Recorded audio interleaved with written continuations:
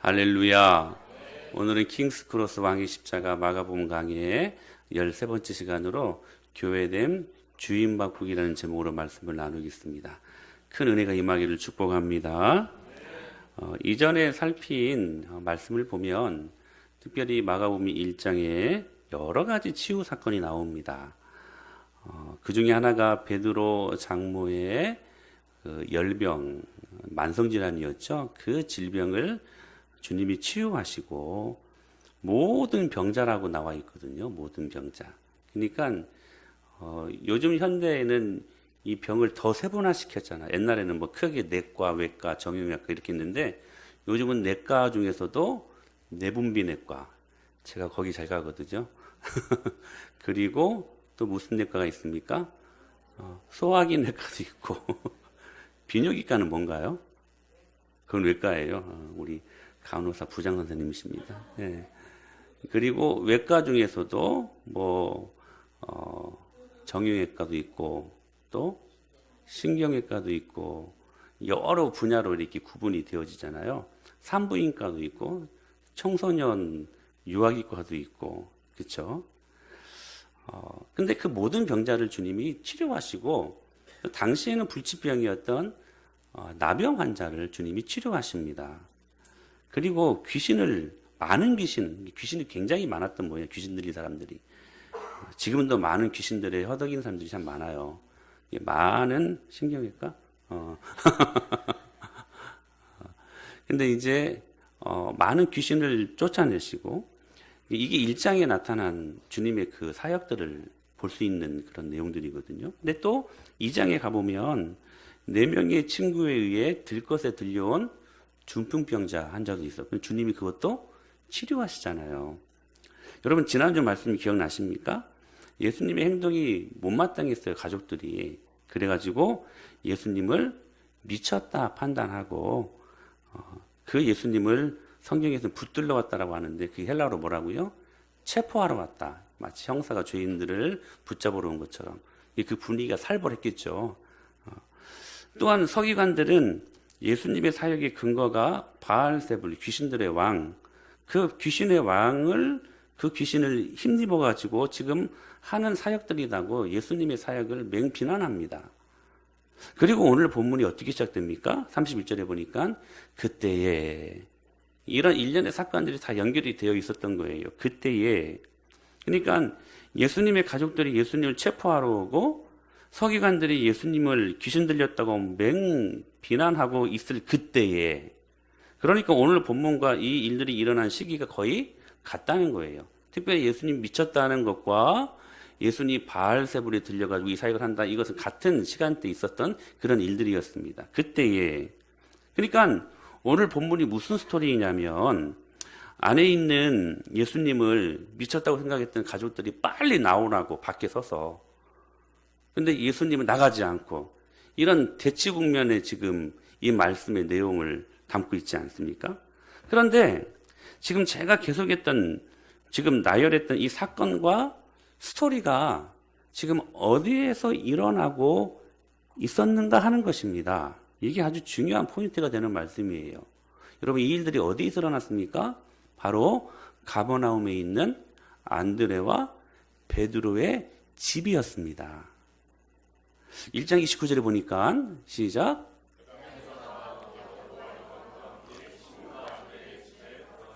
2장 1절에도 수일 후에 예수께서 다시 가버나움에 들어가시니 집에 계시다는 소문이 들린지라 계속 지금 집을 지금 언급하고 있죠. 자, 3장 20절에도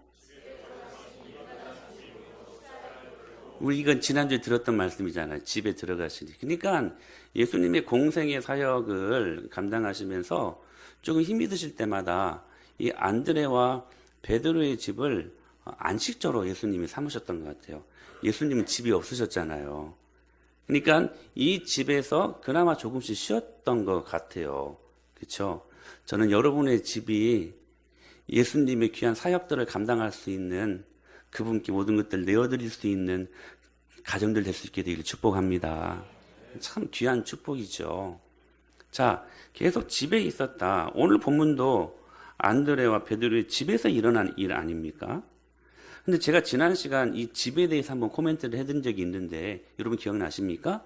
이 집이라는 단어를 헬라어로 오이키아라고 하는데 이 오이키아라는 단어는 교회를 이야기할 때 썼던 그런 단어들이었습니다. 그러니까 집이라는 단어를 볼 때 당연히 우리가 사는 일반적인 집을 생각할 수밖에 없지만 그러나 마가가 이 단어를 사용할 때 히브리적인 관념으로 이 글을 쓰고 있다는 사실들을 우리가 기억하고 있어야 된다는 거예요. 즉 오이키아는 초대교회 성도들의 성전 곧 교회였습니다. 그러니까 마가 요한의 그 다락방에서 예루살렘 교회가 시작되었고 그리고 빌립보 교회는 누구의 집에서? 자주 옷감 장사 루디아의 집에서 교회가 시작되어졌거든요. 집에서. 지금 베드로의 장모와 모든 병든 자를 치유하시고 귀신을 내쫓는 그 일들을 어디에서 하고 계셨던 거예요, 예수님이? 집, 오이키아, 곧 교회에서 이런 일들이 지금 일어나고 있었다는 사실입니다. 저는 여기에서 알 수 있는 교회의 몇 가지 특징을 한번 찾아봤어요, 묵상하면서. 근데 그게 정답이더라고요. 첫째, 오늘 본문에서 말씀하시는 이 오이키아 집, 교회의 특징은 뭐냐면 첫째, 여러분 제가 그냥 뭐 이렇게 새롭게 드리는 말씀 아니에요. 또 다시 반복합니다. 교회는 병원입니다. 할렐루야. 지금 집 안에서, 이 교회 안에서 수많은 병자들을 치료하시는 사건이 일어나잖아요. 여러분, 교회는 여러분을 치유하는 병원 같은 곳입니다. 우리가 흔히 교회는 천사들이 모인 천국이라고 생각하지만 절대로 교회는 천사들이 모이는 천국이 아닙니다. 옆에 계신 분들을 보십시오. 천사 같습니까? 예, 천사 같죠? 근데 죄인이에요. 그러니까 죄인들이 모인, 죄로움 물든 환자들이 모인, 환자들은 왜 병원 갑니까? 치료받으려고. 그들을 치료하는 병원 같은 역할을 하는 곳이 여러분 교회라는 사실입니다. 우리 예지가 지금 많이 아프대요. 오늘 예지가 이 말씀 듣고 치료받게 되기를 축원합니다. 아멘. 교회는 근본적으로 주님의 사랑으로 우리를 치유하시는 것이라는 거예요. 제가 공부하면서 이제 그 강산 목사님이 소개한 그림이 있는데 렘프란트의 탕자의 귀향이라는 책도 있고 이건 실제 그림이거든요. 이 화가가 그린 그림인데 지금 두 손을 이렇게 포개고 있는 그 사람이 지금 아버지입니다. 무릎 꿇고 있는 사람은 탕자고 탕자를 이렇게 안아주는 지금 이 그림을 그렸던 것이죠. 근데 참 렘브란트가 창조적인 아이디어를 갖고 있었던 것 같아요. 이 아버지의 모습 속에서 하나님 아버지의 모습을 상세하게 소개하는데 여러분 저 지금 아버지의 모습 속에서 혹시 특이한 것들이 발견이 되어지십니까? 특이점들이? 렘브란트가 이 그림을 그리면서요 손에 주목을 했대요. 손이 다르죠? 한 손은 굉장히 투박하잖아요. 뭐 아버지같이 일 많이 하는 것 같잖아요. 아닌가? 그리고 한 손은 도톰하게 굉장히 여자 손과 같은 예쁜 손을 갖고 있어요.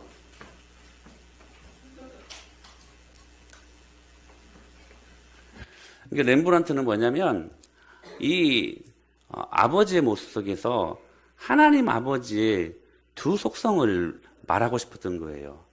하나는 부성애, 공의를 지적하고 그리고 그 죄를 치료하는 공의의 하나님을 보여주신과 동시에 또 한쪽 손 어머니의 모성애, 사랑으로 모든 사람들의 마음을 치유하시는 하나님의 이 두 가지 마음을 이 두 손으로 표현했던 거예요.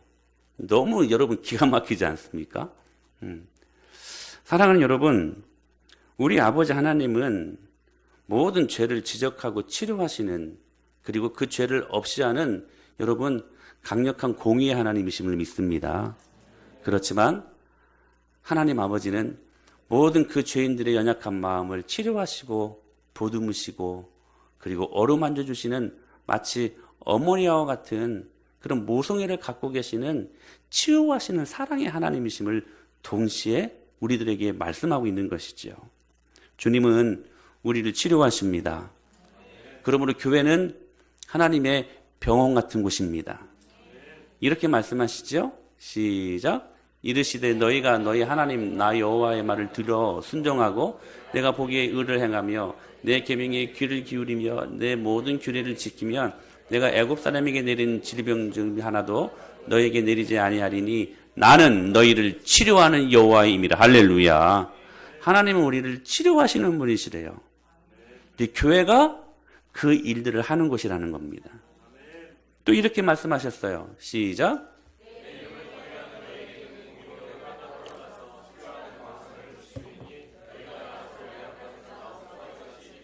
여기 공의로운 해는 예수 그리스도를 말하는 거예요. 예수님은 우리를 치료하시는 분이십니다.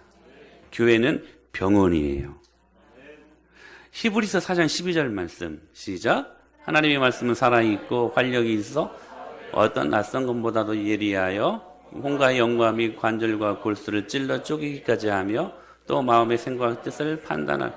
여기 찔러 쪼갠다는 말이 오퍼레이트, 수술한다라는 말입니다. 주님은 우리를 수술하시는 분이십니다. 교회는 병원입니다. 그러므로 여러분 아픔을 가지고 상처를 가지고 교회라는 병원으로 나오십시오. 여러분 그리고 치료받으시기를 축복합니다. 때로 치료받을 때 아플 수 있습니다. 왜? 여러분 우리 안에 있는 상처를 여러분 째고 그 고름을 또 도려내고 암덩어리를 제거할 때 아파요, 안 아파요? 아프죠, 당연히.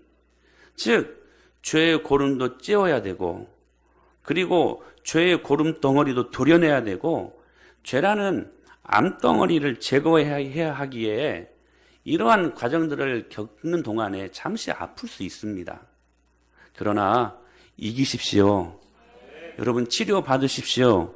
그리고 또 다른 상처 입은 자들을 치유하는 사람이 되시기를 축원합니다. 이것이 교회가 갖는 사명입니다.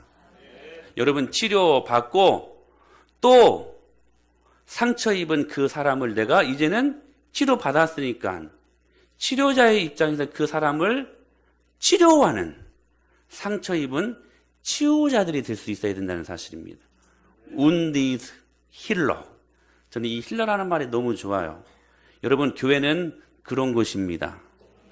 근데 참 신기해요. 내가 고통받고 내가 아파하는 것을 교회에서 주님의 복음으로 치료받을 때에 그 비슷한 아픔 가진 사람들을 주님이 우리들에게 붙여주십니다.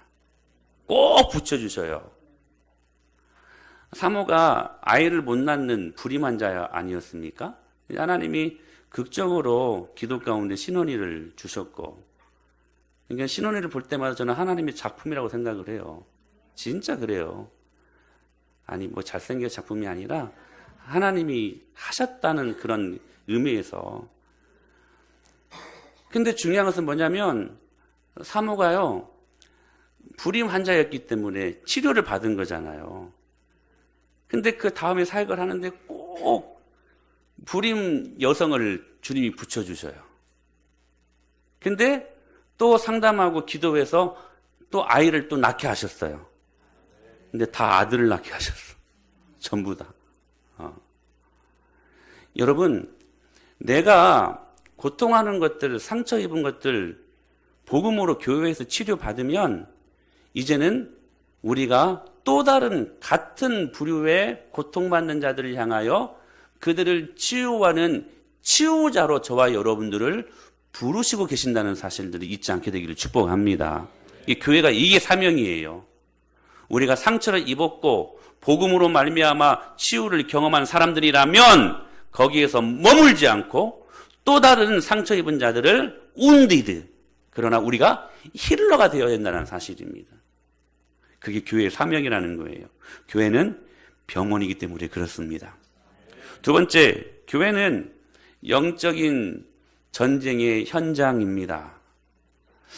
신학적으로 지상의 모든 교회는 영적으로 악한 원수 마귀 사탄과 전투하는 전투적 교회라고 지칭합니다.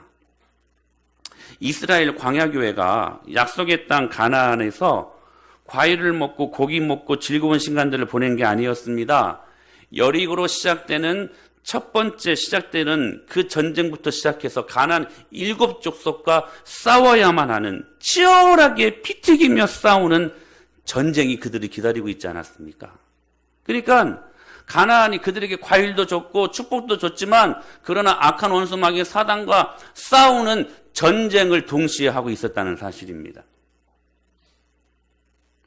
그러므로 사도 바울이 바라보았던 교회의 모습은 이 땅에 존재하는 모든 음부의 권세들과 치열하게 싸워야만 하는 영적인 전쟁터였던 것입니다. 그래서 이렇게 선포합니다. 시작.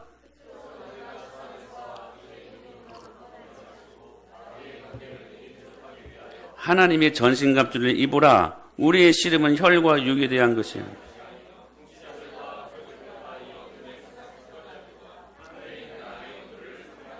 이게 교회라는 거예요.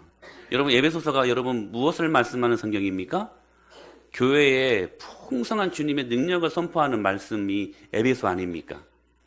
1장부터 5장까지 그 교회의 풍성함과 강건함, 교회의 능력, 교회의 영광을 소개하고 난 다음에 마지막에 에베소 교회를 향하여 실제적으로 바울이 선포하는 말씀이 이 말씀입니다. 교회가 권세가 있고 교회가 능력이 있고 하나님의 영광을 담아내는 하나님의 귀한 선물이지만, 중요한 것은 뭐냐면 그 교회가 영적으로 전쟁하는 곳이라는 거예요. 영적으로 전쟁하는 곳이라는 거예요.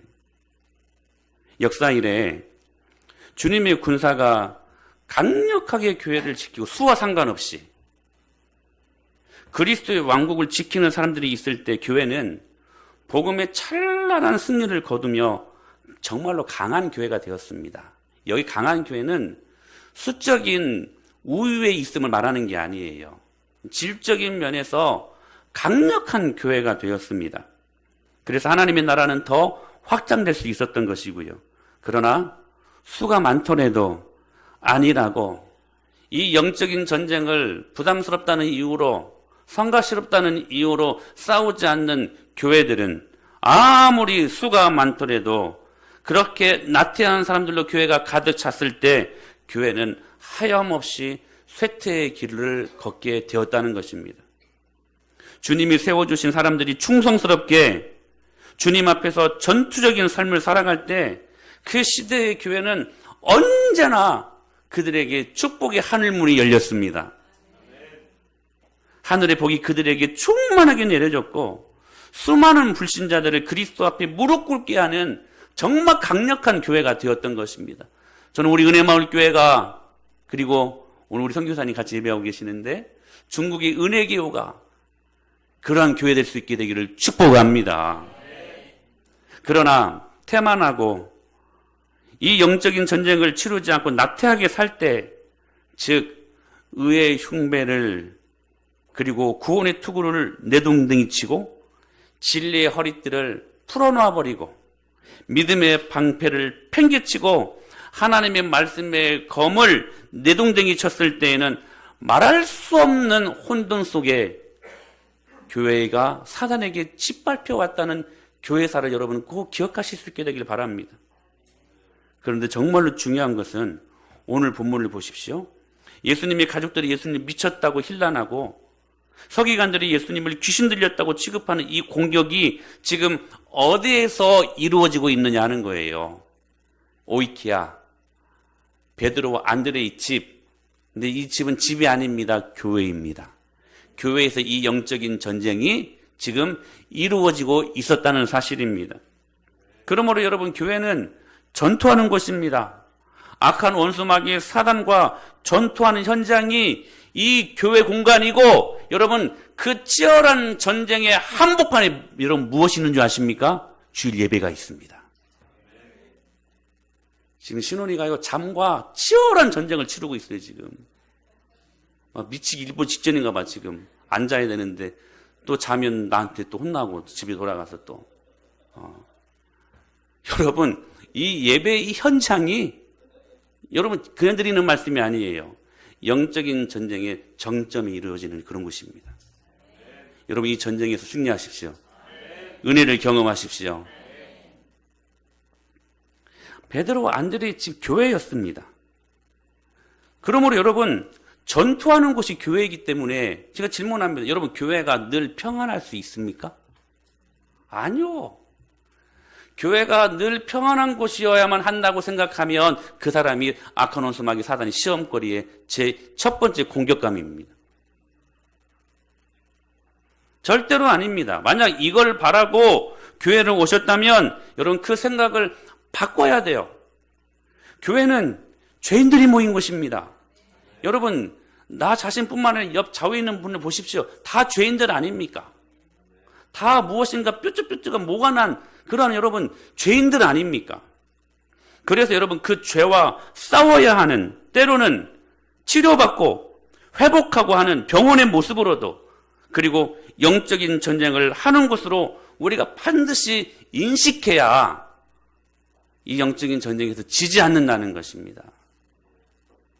교회는 영적인 전쟁의 현장입니다. 세 번째, 교회는 생명이 탄생하는 유일무이한 곳입니다. 자, 여러분, 위에서 언급한 교회의 특징, 교회는 뭐라고요? 병원이다. 교회는 뭐라고요? 영적인 전쟁의 현장이다. 이 두 가지 특징이 전제하고 있는 공통점이 뭡니까? 병원에 왜 갑니까, 여러분? 생명 때문에, 목숨 때문에. 여러분, 전쟁할 때 무엇을 담보로 전쟁합니까? 생명을 담보로 하지 않습니까?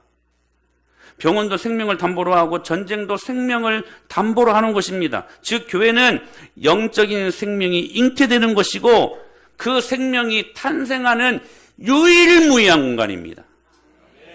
이 일을 위해 예수님께서는 가이사랴 빌립보 지방에서 음부의 권세가 이기지 못하는 생명의 여탈권을 쥐게 하는 천국 열쇠를 맡겨주셨습니다.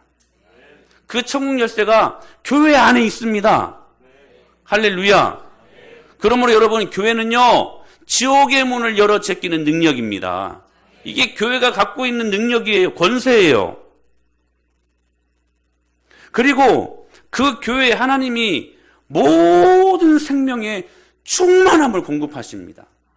여러분들이 이 주일날 예배에 왜 은혜 받아야 되냐면, 여러분들이 이 예배를 통하여 주님이 주시는 생명력을 공급받아야 한 주간을 살아갈 수 있기 때문에 그렇습니다. 여러분이 드리는 이 예배에 성공하지 못하면 일주일 동안 여러분 우리는 실패 현장 속에 있을 것입니다. 이건 여러분 진리예요. 주일 예배에 하나님 말씀의 은혜를 공급받지 못하고 주님 주시는 영광을 경험하지 못하고 우리가 어떻게 일주일 동안 살아갈 수 있습니까? 무슨 힘으로 살아갈 수 있다는 것 자체가 여러분 교만 아닙니까? 우리는 여러분 하나님 은혜 없으면 살아갈 수 없는 사람들입니다. 아멘? 아니, 은혜 없으면 여러분 망해야 돼요. 은혜 없으면 잘 살아가면 안 돼요. 안 돼요.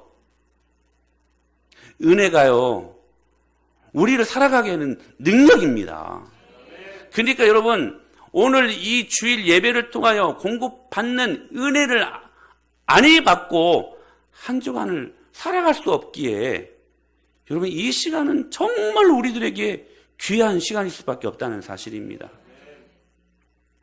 그렇게 하나님의 교회는 생명이 탄생하는 곳이에요. 그 충만함을 하나님께서 교회에게 다 부어주셨다는 사실입니다. 그러니까 에베소서 1장 3절에 이렇게 말씀하셨어요. 시작. 찬송하리로다. 하나님 곧 우리 주 예수 그리스도의 아버지께서 그리스도 안에서 하늘에 속한 모든 신령한 복을 우리에게 주셨다라고 말씀하십니다. 하늘에 속한 신령한 모든 복을 우리에게 주셨대요. 믿습니까? 할렐루야. 이 생명의 풍성함이요, 저와 여러분들에게 열려있다는 사실이에요. 저는 이 하나님이 너무 좋습니다. 하늘에 속한 모든 신령한 복을 이 땅에서 우리로 하여금 누리게 하시겠대요. 근데 무엇으로? 어디에서 이 기가 막힌 하늘에 속한 신령한 복들을 공급받습니까? 그리스도 안에서. In Christ라는 말이에요. 이 말씀은 다시 말하면 교회 안에서라는 말입니다. 즉 교회 안에서 하늘에 속한 모든 신령한 복을 주님께서 제공하셨다는 것입니다. 목사님 너무 억지 아닌가요? 그리스도 안에서를 어떻게 교회 안에서로 해석을 할 수 있습니까? 여러분 정말 억지 같습니까? 여러분 아멘. 감사합니다 우리 원사님. 그리스도 안에서가 왜 교회 안에서라는 말로 우리가 바꿀 수가 있는가? 이 말씀 때문에 그래요. 시작. 그를 만물 위의 교회의 머리로 삼으셨느니라. 교회는 그의 몸이니 만물 안에서 만물을 충만하게 하시는 이의 충만함이라. 또 만물을 그의 발, 그가 누굽니까? 예수님. 예수님의 발 아래에 복종하게 하시고 누구를? 예수님을 만물 위의 교회의 머리로 삼으셨느니라. 그러므로 교회는 누구의 몸이니? 예수님의 몸이니. 할렐루야. 자, in Christ, 그리스도 안에서라는 말을 예수님 안에서라는 말로 바꿔 쓸 수 있는 합당한 근거가 여기 있습니다. 왜? 교회는 예수님의 몸이니까. 즉, 여러분, 우리는 그리스도 예수 안에서, 즉 그분의 몸이신 교회 안에서 하늘에 속한 모든 신령한 복을 받아 이미 누리고 있는 사람들임을 믿으시길 바랍니다. 아멘. 그러므로 교회는 예수님을 이 땅 가운데 보여주신 리얼리티, 실체입니다. 그래서 여러분 교회를 봄으로 여러분 하나님 나라를 볼 뿐만 아니라 교회를 보면서 누구를 봐요? 예수님을 보는 거예요. 제가 계속 여러분들에게 말씀드리잖아요. 여러분들이 집에서도 교회가 생각나고 교회에 막 나오고 싶고 하는 것은 그냥 누군가가 좋아서 그냥 이 멤버십 때문에 그렇게 마음을 품는 게 아니라 그 사람이 지금 예수님이 좋고 예수님이 사랑스럽기 때문에 그분의 몸이신 그분 안에 거하기를 기뻐하는 마음으로 교회에 나오고 싶은 것입니다. 그 반대로는 여러분들이 생각해 보십시오. 교회가 싫고 교회 나가는 게 부담스럽고 그것은 여러분 정확합니다. 예수님의 사랑에서 여러분들이 점점 멀어지고 있다는 사실이에요. 교회는 주님이 주신 리얼리티 실체입니다. 할렐루야. 그래서 그 유명한 말이 있잖아요. 보이지 않는 하나님을 향한 사랑이 그렇잖아요. 보이는 하나님의 집을 향한 사랑으로 나타나게 되어 있다고. 하나님을 사랑하면 그분의 몸이신 교회를 사랑하게 되어 있다는 것입니다. 그러므로 여러분 복음은 절대로 이론이 아닙니다. 복음은 절대로 여러분 사변이 아닙니다. 복음은 절대로 관념일 수 없습니다. 복음은 실체입니다. 왜? 교회라는 실체를 우리에게 주셨기 때문에. 그런 예수님이 말씀하셨어요. 요한복음 15장 5절에 시작. 나는 포도나무여 너희는 가지라. 그가 내 안에 내가 그 안에 거하면 사람이 열매를 많이 맺나니 나를 떠나서는 너희가 아무것도 할 수 없습니다. 나는 포도나무요. 지금 누가 하시는 말씀입니까? 예수님이 하시는 말씀이죠. 예수님이 포도나무 되십니다. 그리고 우리는 그의 가지가 됩니다. 근데 여러분이 가지가 생명력을 얻기 위해서는 어떻게 있어야 됩니까? 포도나무에 붙어 있어야 되지요. 그러면서 하시는 말씀이 뭐냐면 내가 그 안에 거하면 사람이 열매를 많이 맺나니 나를 떠나서는 예수님을 떠나서는 예수님이 뭐라고요? 교회예요. 교회가 뭐라고요? 예수님의 몸입니다. 즉 교회를 떠나서는 너희가 아무것도 할 수 없다. 분명하게 우리들에게 말씀하고 계십니다. 교회를 떠나서는 포도나무이신 예수님의 생명력이 흘러갈 수 없다는 거예요. 여러분, 이 말씀은 사실 아닙니까? 여러분들이 어디에서 예수님을 배웠습니까? 교회 안에서 예수님을 봤죠. 여러분, 교회 안에서 여러분은 수많은 귀한 축복들을 경험하지 않았습니까? 그리고 우리는 그 영이신 예수 그리스도를 교회 안에서 말씀을 통하여 눈으로 본 사람들 아닙니까? 이 일들을 어디에서 할 수 있습니까? 교회만이 할 수 있는 일입니다. 그러므로 예수님이 이렇게 말씀하셨어요. 시작. 예수께서 이르시되 내가 곧 길이요 진리요 생명이니 나로 말미암지 않고는 아버지께로 올 자가 없느니라. 예수 그리스도의 몸이신 교회를 통하여 길을 볼 수 있고 진리를 경험할 수 있고 그 교회만이 우리들에게 생명을 주실 수 있다는 사실입니다. 여러분, 이 교회가요, 캐톨릭의 그 권위 있는 성경과 상관없는 인위적인 권위에 근거한 교회의 권세를 말하는 게 아닙니다. 진리가 있고, 할렐루야. 그분의 말씀의 능력이 선포되는 그 교회 말입니다. 그 교회가 음부의 권세가 이기지 못하는 교회 되는 것입니다. 이 비밀을 알았던 바울이 이렇게 말합니다. 이 아주 정말로 중요한 말씀이에요. 시작. 이는 만물이 주에게서 나오고 주로 말미암고 주에게로 돌아갑니다. 그에게 영광이 세세 있을지어다. 아멘. 할렐루야. 이는 만물이 주에게서, 예수님을 말하는 거죠. 자, 교회가 뭐라고요? 예수님의 몸입니다. 즉 교회에게서 모든 만물이 나오고, 여러분, 교회로 말미암고 교회에게로 돌아갑니다. 여러분, 에베소서 1장 23절에 보게 되면 모든 만물을 충만케 하시는 충만함이라고 말씀하십니다. 주님은 교회를 통해 일하십니다.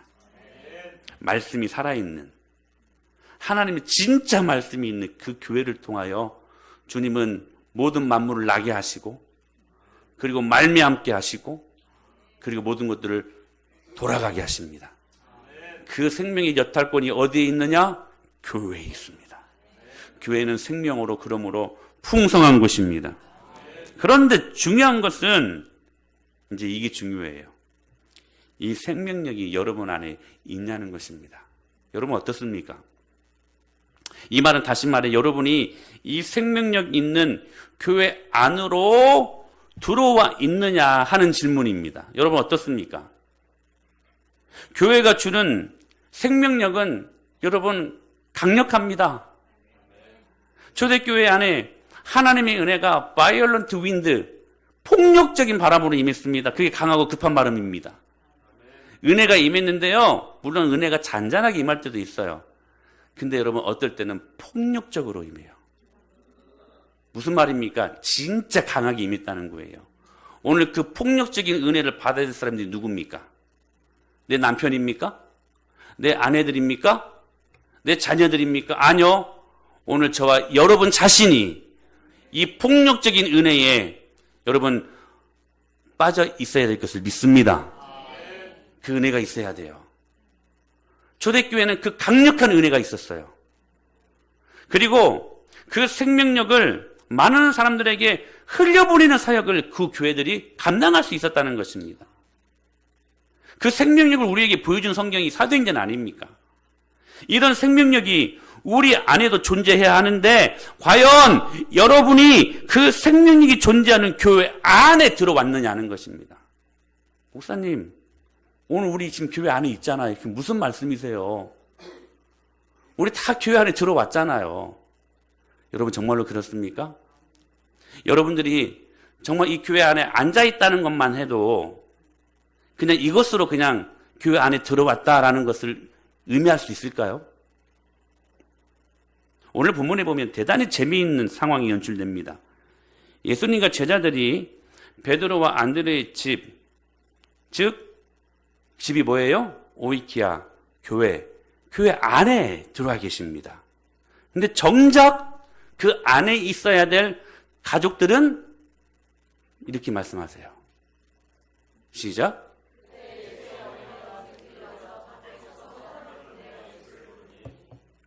여러분 보십시오.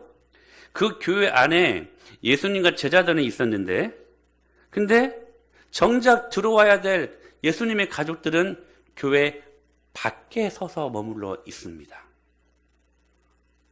예수님께서 그 집에서 고치시고 치료하시고 귀신을 쫓아내시고 여러분 생명력이 느껴지지 않습니까? 근데 예수님의 가족이라고는 이야기하지만 그 생명력과 상관없는 교회 밖에 서서 있는 존재로 그들을 지금 이야기하고 있다는 사실입니다.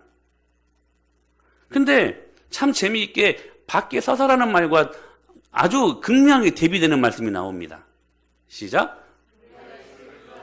여짜오되 보소서 당신의 어머니와 동생들과 누이들이 밖에서 찾나이다. 예수를 둘러 앉은 인사이더들이 있었어요. 굳이 영어로 표현하면 아웃사이더와 인사이더입니다. 그런데 재밌는 것은 예수님을 미쳤다고 생각하는 가족들이 오히려 지금 아웃사이더가 되어 있었다는 사실이에요. 어머니 마리아도 심지어는.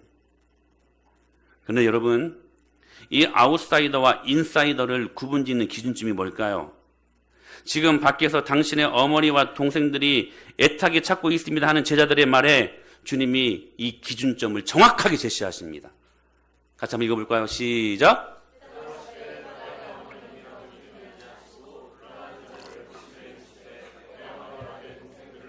누구든지 하나님의 뜻대로 행하는 자가 내 형제요 자매요 어머니라. 목사님, 우리 안에 들어왔잖아요. 우리 인사이더 아닙니까? 오늘 본문은 그것으로 기준점을 삼지 않습니다. 정말로 내가 교회 아웃사이더인가 인사이더인가 하는 것을 구분짓는 기준점이 뭐냐면 누구든지 하나님의 뜻대로 행하는 것에 있다.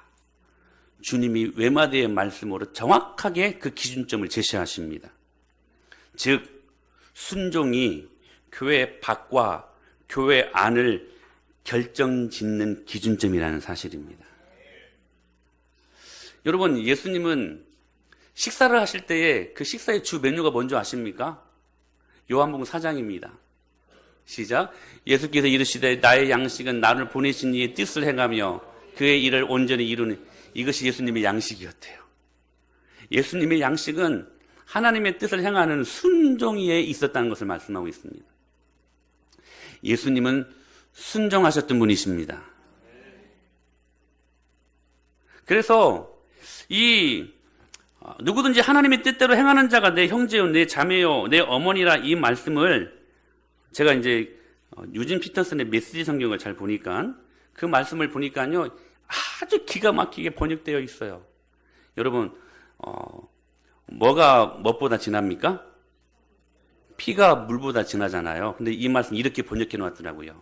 순종은 피보다 진하다. 이야, 어떻게 이 말씀을 이렇게 번역할 수 있을까? 순종은 피보다 진하다. 아웃사이더와 인사이더를 구분짓는 기준점이 뭐냐? 순종이 있다는 거예요.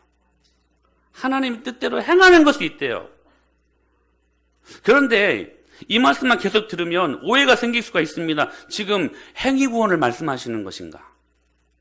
지금까지 우리가 배웠던 것은 뭡니까? 믿음으로 구원받는다는 것 아닙니까?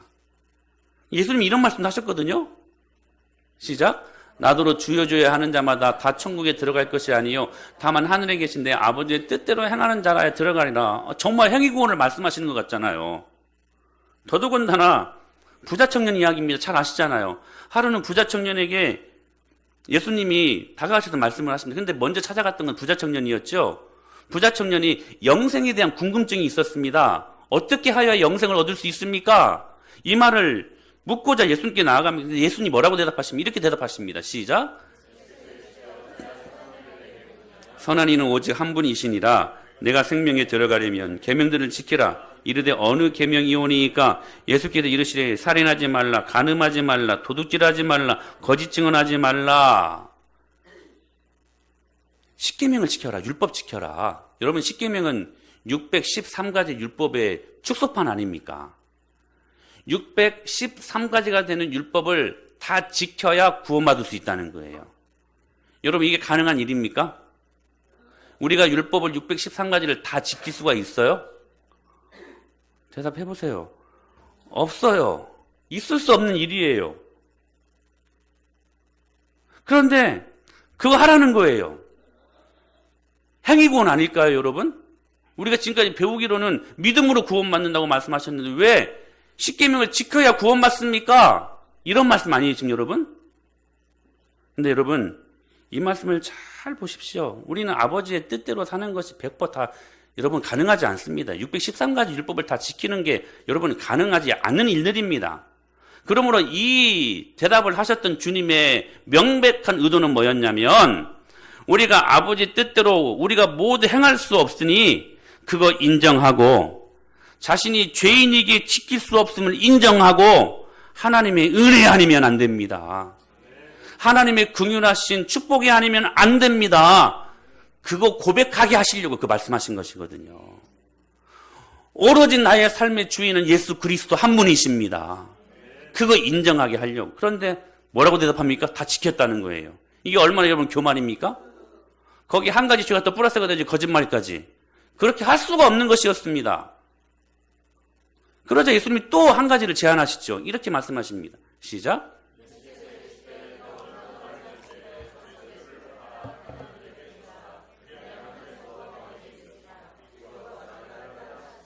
여러분, 이 말씀에 의하면 우리 재산 다 팔아가지고 가난한 사람들이 나눠주고 주님을 따라가야 구원받는 것 아닙니까? 이건 진짜 여러분 어떤 사이비 종교에서도 흔히 우리가 볼 수 있는 그런 말씀 아닙니까? 예수님이 그런 의도로 말씀하신 것일까요?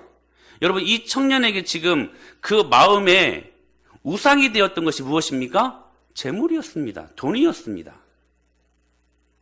걸어가도 생각나는 게 돈이었습니다. 여러분, 걸어가도 생각나시는 분이 예수님 되실 수 있게 되길 축복합니다. 잠을 잘 때도 돈입니다. 여러분, 주무실 때도 예수님이 여러분의 생각의 주인 될 수 있게 되길 축복합니다. 밥을 먹을 때도 이 사람은 돈이었어요. 그 안에 있는 돈이라는 우상, 돈이라는 그 또 다른 하나님, 그거 제거하고 네 마음의 주인 바꾸고 나 따라와라. 그 말씀이에요, 여러분. 즉, 오늘 주님이 우리들에게 하시는 말씀, 하나님의 뜻대로 행하는 자나야 내 형제요, 내 자매요, 내 어머니다. 이 말씀은 정말로 우리가 인사이더가 되기 위해 기준점으로 제시한 것이 뭐냐? 네 마음의 주인 바꾸라는 거예요. 지금까지 내 지식, 내 경험, 내 자신, 내가 살아왔던 수많은 내 삶의 노하우, 그게 주인 노릇하지 말고 이제는 예수 그리스도가 너의 삶을 인도하는 중심의 주인 되게 하라는 것이었습니다. 사랑하는 여러분, 마음의 주인을 바꾸십시오. 할렐루야. 신앙인과 터치, 종교인을 가르는 여러분 유일한 기준점이 뭐냐면 주인 바꾸는 거예요. 여러분, 오늘 또 교회는 나왔습니다. 여러분 인사이더입니까? 여러분의 삶의 주인이 여전히 자기 자신이 되고 자기 자신이 살아왔던 지식과 경험이 아직도 내 삶의 판단 기준이 되고 내 결정에 여러분 기준점이 된다면 그 사람은 교회에 들어왔지만 아직도 아웃사이더입니다. 그러나 예수 그리스도가 여러분의 모든 판단 근거가 되고, 할렐루야. 성경 말씀이 여러분의 모든 삶의 기준점이 될 때에 그 사람은 인사이더입니다. 그 사람이 하늘 가족으로 주님이 인정하는 하나님의 사람들이 될 수 있다는 사실입니다. 사랑하는 여러분, 순종은 그런 것입니다. 여러분, 순종이 뭡니까? 하나님의 뜻대로 행하는 것이 뭡니까? 주인 바꾸는 것입니다.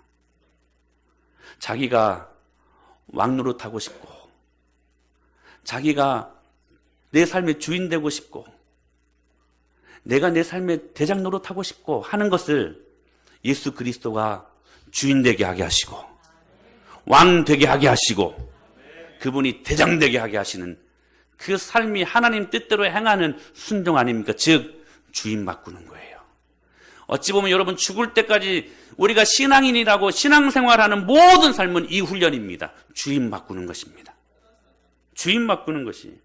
여러분, 어제 우리 소율이 문답반을 통하여서 예수님의 삼중직에 대해서 배웠죠. 그분의 여러분 가지고 있는 삼중직이 무엇입니까? 그분이 선지자 되심과 제사장 되심, 왕 되심이십니다. 여러분, 이스라엘 백성들에게는 세 가지 기름 부어 세움받는 직책이 있었습니다. 선지자자, 그리고 제사장이, 그 다음에 왕. 이 세 직이 기름 부어 세움받는 직이었습니다. 예수 그리스도라고 하죠. 이 말씀은 기름 부어 세움받은 자라는 말이거든요. 예수님은 이 세 가지 사역을 충족하시는 분이십니다. 그분은 선지자십니다. 그분은 왕이십니다. 그분은 제사장이십니다. 근데 여러분 가만히 보십시오. 여러분들이 인정하는 게 예수님의 선지자적 그 직분은 잘 인정해요. 오늘도 우리가 말씀을 듣잖아요. 그분의 말씀을 듣고 그분의 메시지를 듣고 우리의 삶을 그 말씀 앞에 적용시키려고 애를 씁니다. 또 한 가지, 주부님, 예수님의 그 제사장직을 우리는 인정합니다. 여러분, 제사장직이 무엇입니까? 중보가 되어 주셔서 하나님과 우리들의 이 갈라졌던 이 원수되었던 이 모든 상태를 주님이 중보자의 입장에서 우리를 위로하시고 우리를 격려하시고 때로는 상담하셔서 그분께 우리가 나아갈 수 있도록 길을 제시하시는 직이 제사장직 아닙니까? 여기까지도 인정을 해요. 중요한 것은 뭐냐면 우리가 우리의 삶에서 주님을 왕으로 모시는 것이 어려워요. 왕으로 모신다는 것은 내 모든 생활의 영역 속에서 그분을 내가 지금까지 왕 되었던, 내가 지금까지 주인 되었던 것들을 이제는 바꿔서 그분이 왕 되게 하게 하시고 그분이 주인 되게 하시는 것이 아닙니까? 근데 이것은 싫거든요. 이것은 성가시럽거든요. 그래서 왕으로까지 모시는 데에는 이게 쉽지 않는 일이 된다는 사실입니다. 그러나 여러분, 우리가 비로소 그분을 왕으로 모셔드릴 때에 우리는 신앙인이 되는 것이고 우리는 신앙의 놀라운 이 교회 안에서 누릴 수 있는 풍성한 주님의 축복을 공급받을 수 있게 된다는 것입니다. 그때 우리는 인사이더가 될 수 있습니다. 주님을 왕으로 모십시오. 주님을 주인으로 모시기를 바랍니다. 주님을 여러분의 대장으로 모실 수 있게 되기를 축원합니다. 그때 우리가 인사이더가 돼서 이 땅에서도 교회를 통하여 하늘과 연동이 되어 하늘에 속한 모든 신령한 복을 그때 누릴 수가 있는 것입니다. 여러분, 교회됨이 무엇입니까? 주인 바꾸는 것입니다. 여러분, 여러분의 물질의 주인을 바꾸십시오. 여러분의 시간의 주인을 바꾸십시오. 여러분의 건강의 주인을 바꾸십시오. 아멘. 아멘.